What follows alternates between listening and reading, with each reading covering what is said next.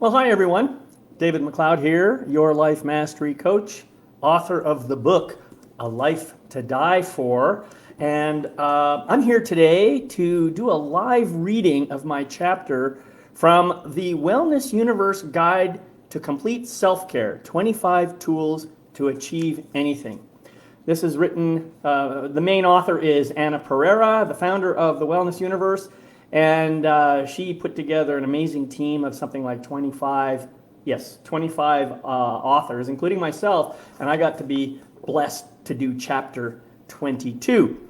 So what I'm going to do today is I'm going to share with you my personal rendition of this story, and I hope you like it. It's the book itself is a really fantastic book. It's all about achievement, obviously. It's about helping people to learn how to do the right things, to learn to achieve things, whatever it is that you might be interested in achieving in your life. And in my case, I wrote a chapter 22, entitled Afterburners Engaged. Know your target, find your power, make your mark. Well, I'm not going to waste any more time. I'm just going to go ahead and I'm going to start reading this story or this whole chapter for you, and I'll see if I can figure out how to answer questions if anybody's really watching this directly. But anyway, here it goes. All right. By the way, I'm reading this off my computer because the text in the book is a little bit too small, and this is nice and big so I can read it, and I'm hopefully won't make too many mistakes. So sit back, relax, and enjoy. It was a perfect day for flying. Mostly sunny with a few puffy clouds scattered about, a comfortable 26 degrees Celsius, a breeze so light it barely moved the windsock. 10,000 feet of concrete stretched straight in front of me, where I waited nervously for takeoff clearance. I was strapped snugly into the cockpit of a CF-101 Voodoo air defense fighter aircraft, my oxygen mask clamped tightly against my face. I was so excited I could feel my eyes bulging out of their sockets. My left hand white-knuckled the throttle grips, my calves knotted from holding the brakes so tight. "Breathe, McLeod," my instructor chuckled from the back seat. "It's just another takeoff." Yeah, easy for you to say, I thought. You've done this a million times. Today would be my first afterburner takeoff in this magnificent plane. The McDonnell Voodoo, born around 1957, was a powerful member of the Century Series family of aircraft. It sported two Pratt & Whitney J57 jet engines, each of which could generate about 12,000 pounds of thrust without afterburners. When the afterburners were engaged, that number increased almost 50% to 17,000 pounds for each engine. This meant that a fully loaded airplane could leap from a dead stop on the runway to nearly 50,000 feet in altitude in about 2 minutes. Believe me, that's power. Well, it certainly was for a young man in his early 20s just about to do his first afterburner takeoff. Heat ripples rising from the surface of the long, empty runway triggered a flashback, and I saw a mental replay of how far I had come since joining the Canadian Forces in 1971. I had known since I was 14 or 15 years old that I wanted to be a fighter pilot. My stepfather flew CF-104 starfighters, and I wanted to find a way behind the controls of that airplane. So when I reached the legal age of 18 years, I joined the military.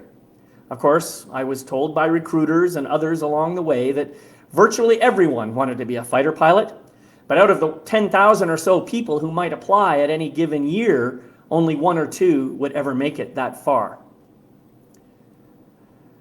Now, I understood that these well-meaning people were just trying to dampen my expectations with a healthy dose of reality to minimize my disappointment if I washed out.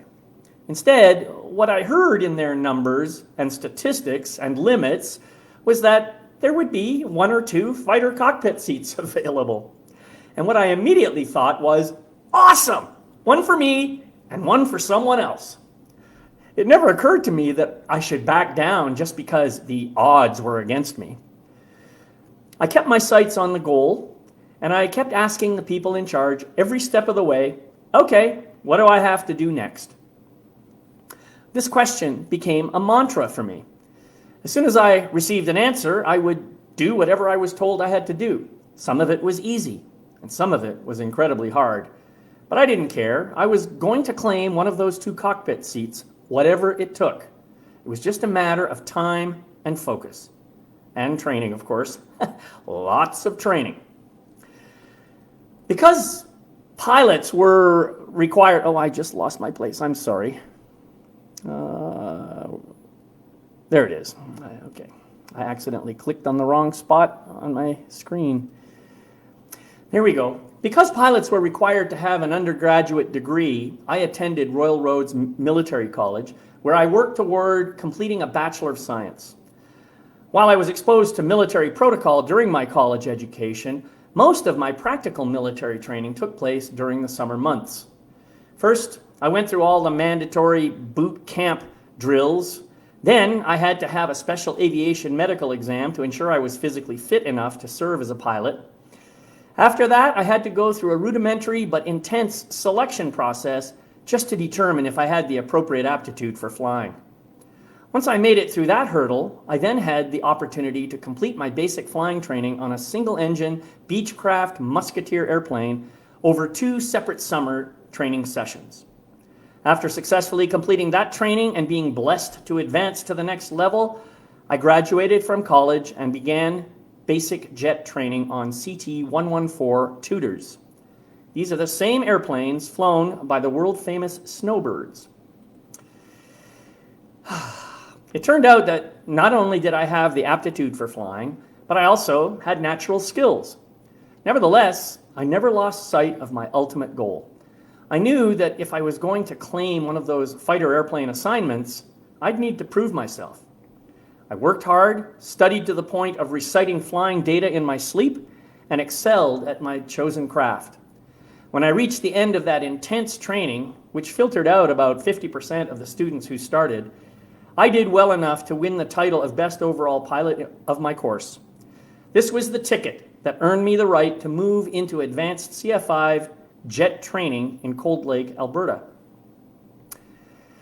True to the predictions I repeatedly heard at the outset of my journey, only one other person from my basic course was selected for advanced fighter training. As it turned out, he ended up taking the CF-104 seat that I had originally coveted, and I was assigned to fly the CF-101. In retrospect, I'm convinced I got the better end of that deal.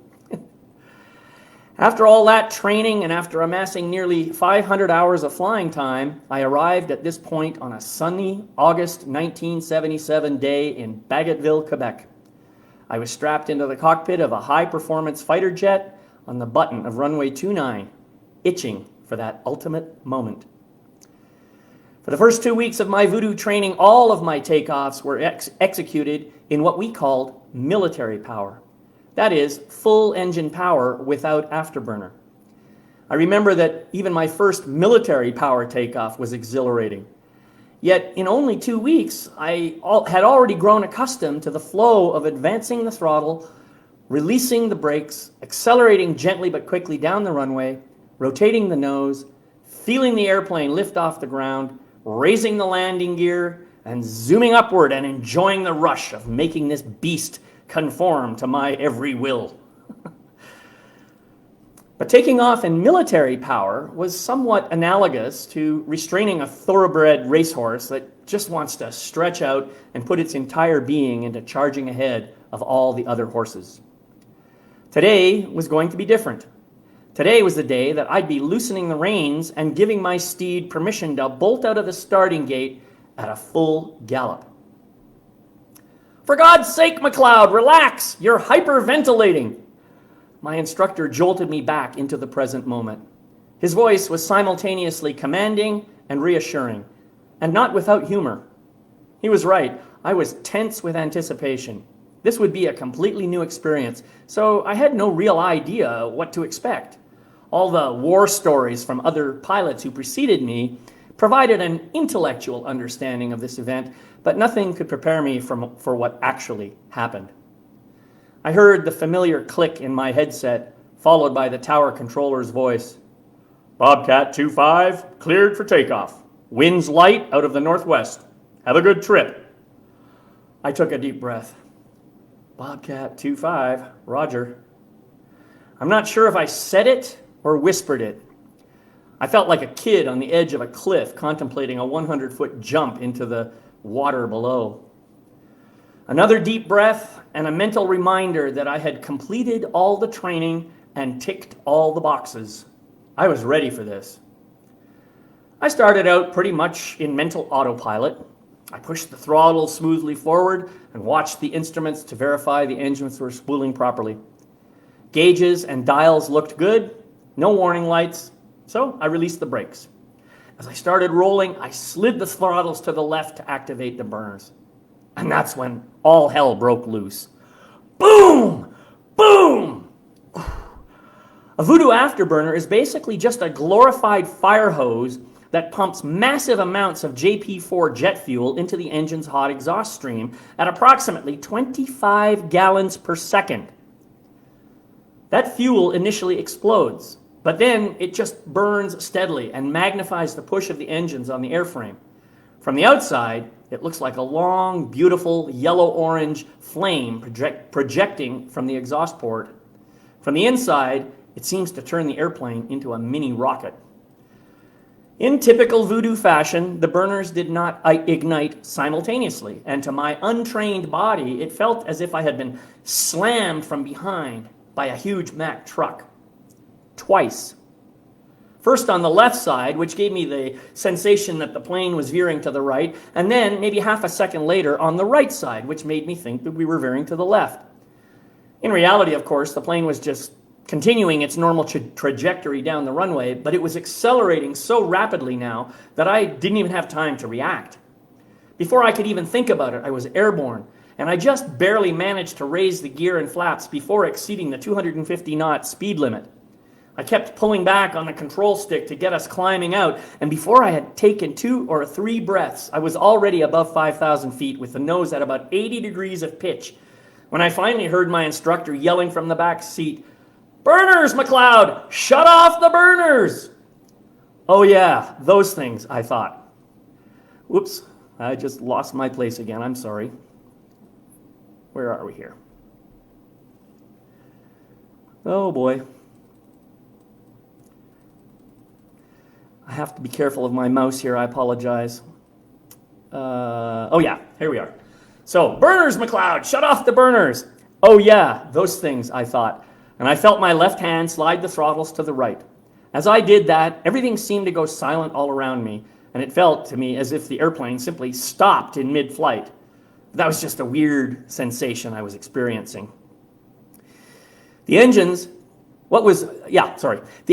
continued purring nicely at military power, but the acceleration dropped off quickly, and I actually started slowing down. So I pulled the nose down and around to the right, leveled off at about 7,000 feet, brought my speed back to 350 knots, and finally took a real deep breath. Another death gratefully averted, I heard from the back seat, and I just laughed out loud. I was so energized and excited. I remember to this day having the biggest grin on my face. I'm sure I looked pretty stupid with that grin. Thank God my oxygen mask covered it up.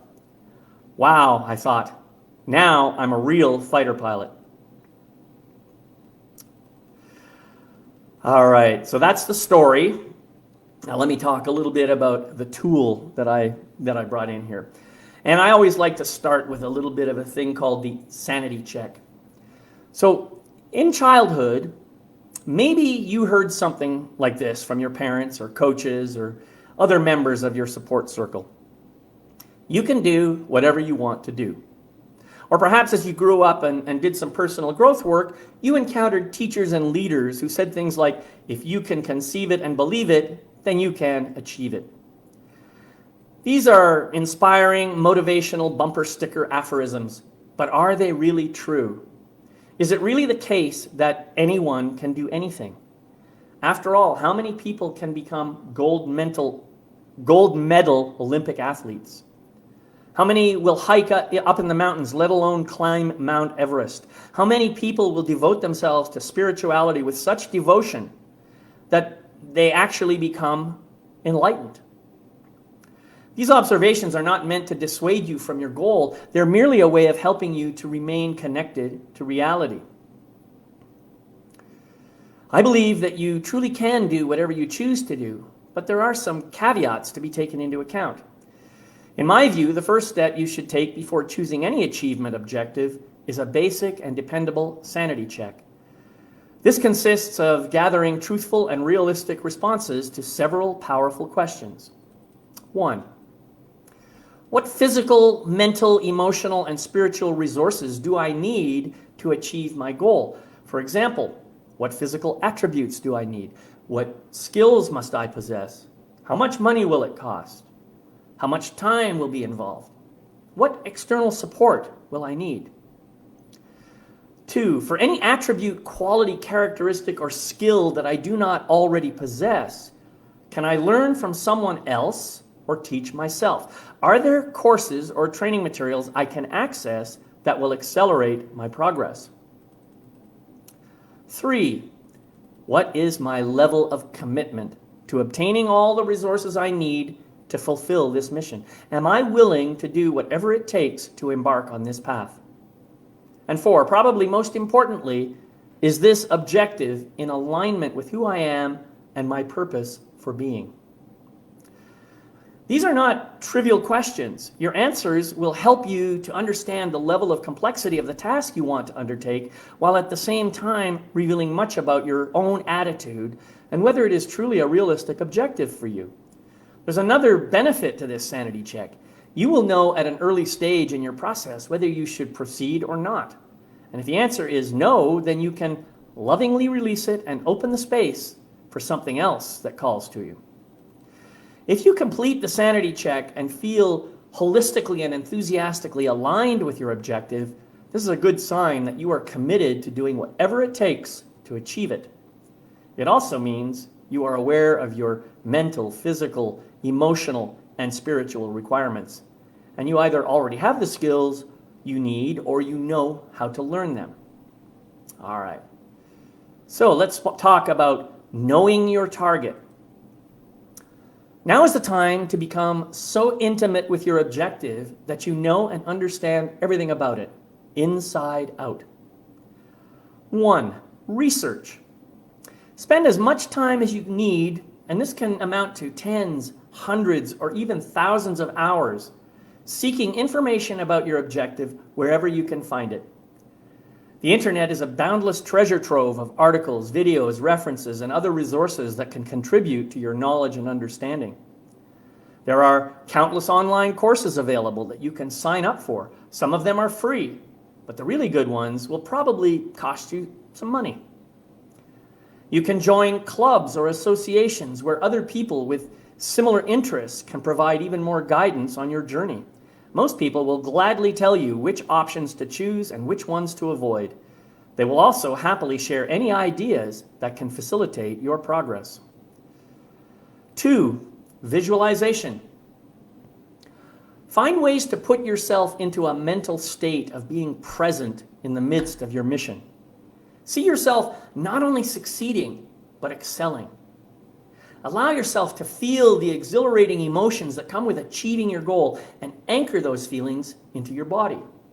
Bring all your accumulated knowledge into your visualizations, and as you learn new material, add that into subsequent visualizations. 3, a vision board. Create a physical bulletin board out of whatever materials you consider appropriate. Attach relevant photographs, drawings, motivational quotes, and anything else that inspires you. Post this board in a prominent place and make sure to view and meditate on it at least once a day or more. Now, the second part. Find your power. Your power is actually an inherent part of who you are. It is just a question of recognizing and remembering that all the time. So make sure you are fully aligned and in integrity with the objective you have chosen. as you deepen your knowledge and understanding of your target, make sure to integrate that knowledge into your being. Let it become a new and growing expression of who you are at your very core. Bear in mind that your attitude is far more important than anything else. Therefore, look for ways to stay enthusiastic, optimistic, and joyful, no matter what might be going on around you. Always keep the end goal in mind and remember that feeling that comes with achievement. I strongly recommend keeping a journal and writing in it every day as you progress toward your objective. And in those moments when it feels as if there's just too much to do, go back and review some of your past entries to remind yourself how far you have come and to provide some extra motivation. Remember that strange riddle, how do you eat an elephant? The response, of course, is one bite at a time. Pretty obvious once you hear the answer. In other words, don't try to eat the elephant all at once, but savor each bite and notice how you feel every step of the way. Stay focused on your objective and remind yourself how great you feel when you visualize success. By the way, after you have completed your mission, your journal will provide source material for a wonderful new book, a surprise benefit that will be an inspirational help to lots of people who follow you. And the third part, make your mark. It's rubber meets the road time. Bring everything you have learned in the previous 2 steps and begin implementing them in whatever way makes sense for you. You may have to juggle different things in your schedule to make this work, but you've already proven that you are on the right track, so this part should go relatively smoothly. And final words. Obstacles and challenges are inevitable and often unavoidable, but the reality is that they merely serve to test your resolve. Think of it this way. You have already overcome every obstacle you've ever encountered in your life to get where you are today. That's a 100% 100% success rate, in case you didn't notice. So smile and have faith, for you are truly unstoppable. Remember, know your target, find your power, make your mark. That is your secret to achieving what you want. Whew. Wow. I said a lot in a pretty short time there. I managed to squeeze that all into 20 minutes. If anybody has any comments or questions, I'll be happy to answer them. I'm right here, so thank you for joining me.